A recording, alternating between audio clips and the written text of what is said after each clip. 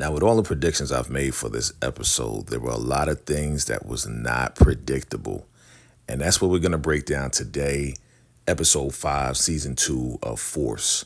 This one was crazy intense. And family, don't forget, every Monday, 8 p.m. Eastern Standard Time. Come check us out live as we're going to discuss and break down these episodes for Force. Family, this one was intense. So make sure you check us out on Mondays, Eastern Standard Time. All right, if you found me for the first time, definitely hit that subscribe button, hit that like button. Let's break it down.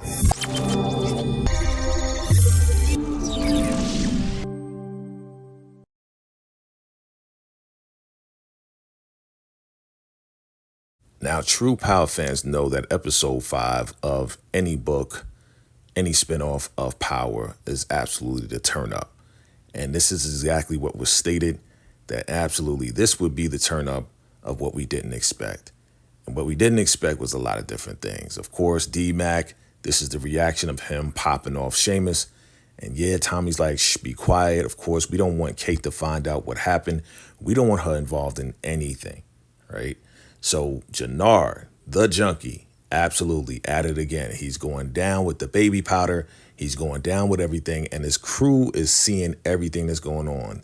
They don't have work. They don't have nothing right now. So they are at the point where they want to reevaluate.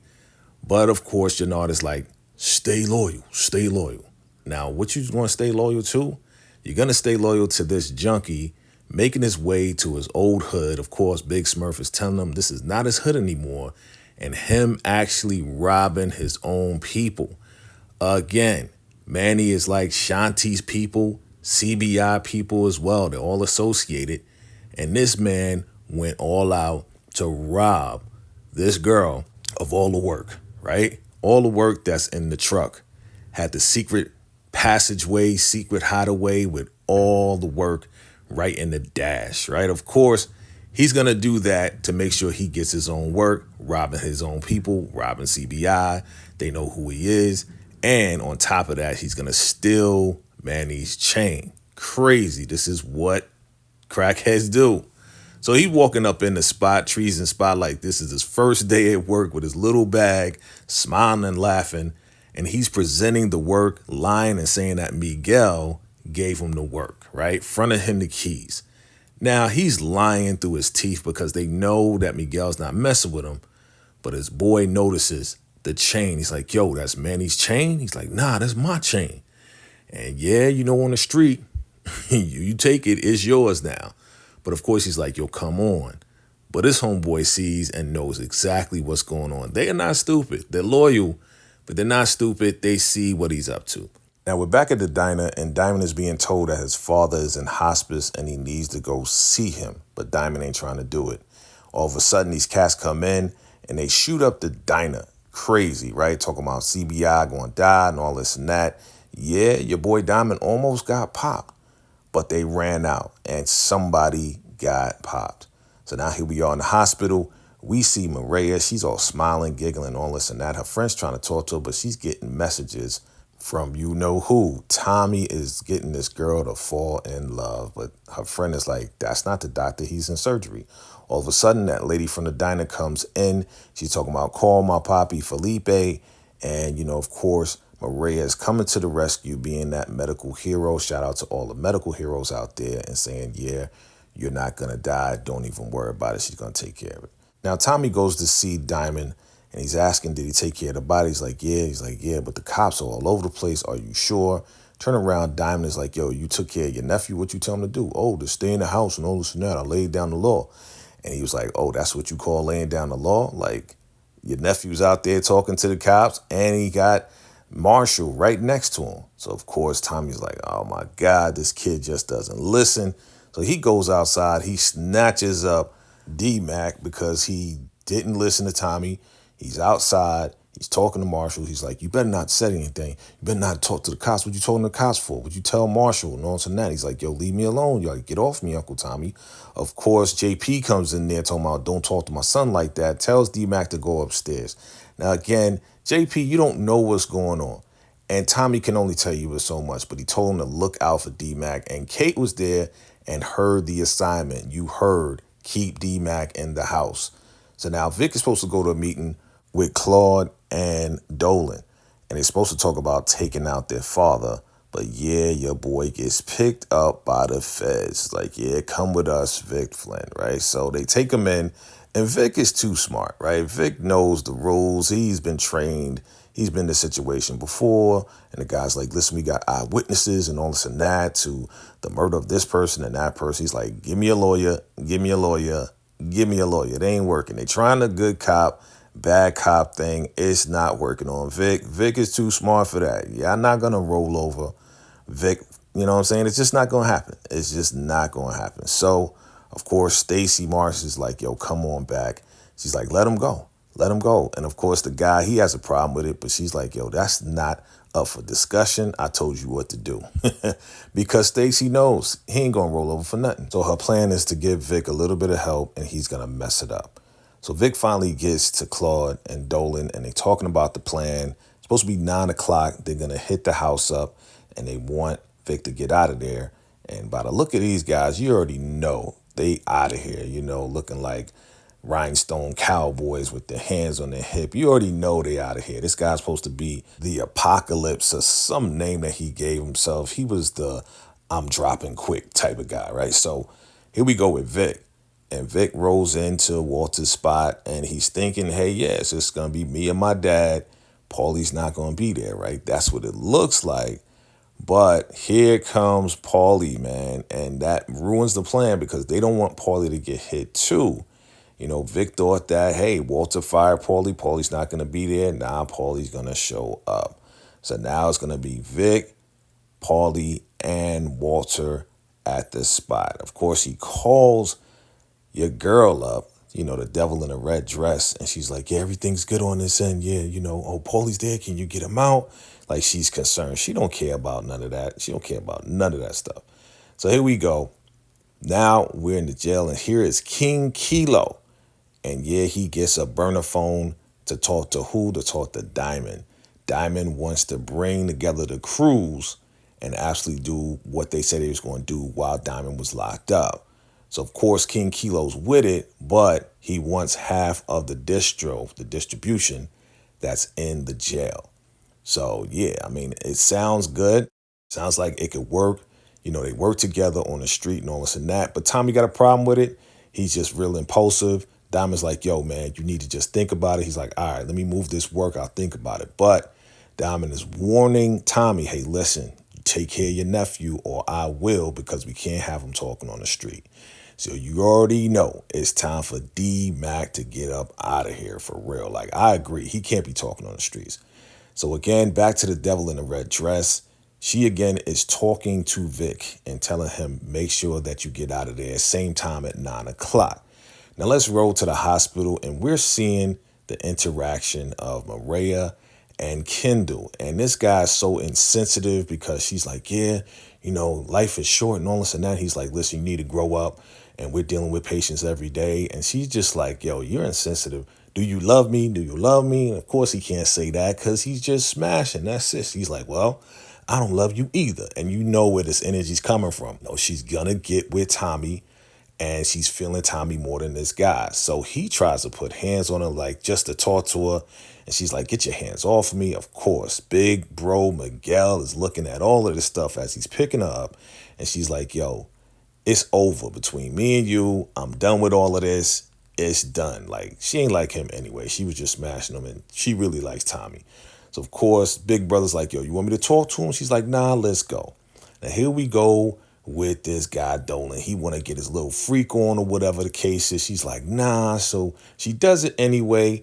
And now, you know, she's not really into it, but this dude, 2-minute man, right? So she's like, yeah, I'm just thinking about the next move when I take over. And he tells her, like, yo, it's not going to happen. You know, they old school. As long as Vic is alive, he's going to be the next one in charge once Walter's gone. This whole series, you already know with Power, father issues. Everybody got daddy issues. And we finally see Diamond and Janard's father, and he was not good to them. So Dolan rolls up on Claude and says, listen, the time has been sped up. Listen, 8:30, not 9 o'clock. tell your brother. She's like, I'll handle it. But she never called and she never messaged Vic. So now what's going to happen? Paulie's going to get mixed up in this whole thing, and it's all Claudia's fault. So yeah, when she does talk to him, she says, yeah, everything's still on for 9 o'clock. You see that snake? I told you she's a snake. So yeah, your boy's taking a deep breath because it's about to go down. Walter's about to be out of here, and she knows it. She knows she made a big mistake. She just wants them to take out Vic as well. So here we go. It starts early, 8:30 instead of 9 o'clock. Vic looks at his watch. Walter goes to the armory to get all the stuff, and yeah, Paulie follows him and gets, extra clips and everything. And he's trying to convince Paulie not to go out there. He's like, you still going to roll with my father, even though he did what he did? He's like, yo, we're family. Your boy, Paulie, goes out there like he's in the Matrix, man, trying to take people out. But he's a sitting duck, and they take him out quick, man. Bye-bye, Paulie. He's gone. Goes in the pool. But Walter comes out after Paulie gets taken out. But he definitely is a good shot. He takes out everybody. And yeah, he gets shot himself. But he's trying to blame Claudia. And yeah, your boy Vic said it's not her fault, it's your fault. And he said, you killed Gloria, now you're gone. So Walter is out of here. Now here we go with Kendall. Your boy Miguel rolls up on Kendall talking about, yeah, you got this award, that award. I just want to talk with you. He tries to negotiate with him and give him his Rolex watch. But Miguel takes one of his awards and smashes his surgical hand. He ain't doing surgery no more, Miguel. He's like, yeah, I'm a nice guy, whatever the case is, but you got this award. Don't mess with my sister. Here we go with D-Mac trying to find this girl Genesis, but he gets snatched up by Big Smurf and the other guy. And this is what Tommy wanted. Snatch him up, get him up out of here. Claudia and Dolan, they're surprised. They pull the strap up. They're trying to get in contact with Vic. Who shows up? Honey, I'm home. Vic is in the building, right? She's super surprised. And she's like, yeah, I barely got out with my own life. And he's like, yeah, I told you 8:30. She's like, didn't you tell Vic? And she's like, you didn't tell me that. And she lies. And he tries to tell Vic, but pow, your girl pops Dolan in the dome. He's out of here. Look at her, man. She is evil. She's like, I'm sorry. And, Vic is like, yo, thanks for looking out for me. But Vic knows that, yeah, she wanted him to be taken out as well. You know what I'm saying? Look at her with her tongue out. She's a snake. Now, here we go with Diamond's father. Diamond and Janard's father. He's like, listen, I know you hated me and all of this and that, but I didn't like you because you're a Diamond, you're a Samson, and you never needed me. And do me one thing and look out for your brother. All right, they have their father-son moment. So here we go. Back at the house, and Kate is looking for D-Mac. He's not returning the phone calls. It's not like him. But, yeah, Tommy has to tell her, listen, you might as well get used to that because he ain't coming back no time soon. Where is he? He's gone. She's upset. JP comes in, tries to calm her down. She's like, you guys are monsters. I raised a monster. And JP says, listen, you never raised us. Listen, we raised ourselves. But regardless, D-Mac had to go. Now, again, the way that they're saying it like they took D-Mac out because they're not giving her any information. And he's like, yo, you're not going to do anything, Kate, or I'm going to have to do something that we all don't want to happen. Of course, she is majorly upset. So now back at the hospital, we find out that, yeah, Diamond and Janard's father passed away. And yes, Diamond and Janard make up. And he said, it'd be good to have you back with CBI. We'll see how that goes. So Kate is back in the room and she's really upset because she believes that Tommy and JP took out D-Mac, like unalived him. So she's just thinking the worst. Of course, she brings out the nose candy and yeah, Kate is going to go backwards and use the stuff. Now, all of a sudden, now we're on a ranch. We see horses. We see all of this stuff. And who rolls up? Big Smurf and the squad. And they get D-Mac out of the truck. D-Mac is not gone. D-Mac is alive. He gives him the phone. And who's on the phone? Tommy's on the phone and said, listen, man, this is for your own good. You was on the streets. Of course, D-Mac is like, what is this? Horses and all this and that? This is not me, man. This is not me. He's like, listen, this is for your own good. Stay there until I think it's cool for you to come back, right? And Tommy's about to say, I love you, but he doesn't. He hangs up the phone. And now we got D-Mac on the farm. Where is he? He is at exactly where I predicted, at a boarding school. That's right, a youth boarding school. And that's where they took him.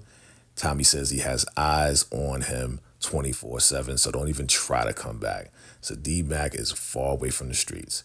Now here we go. Stacy Marks gets a visit. Who does she get a visit from?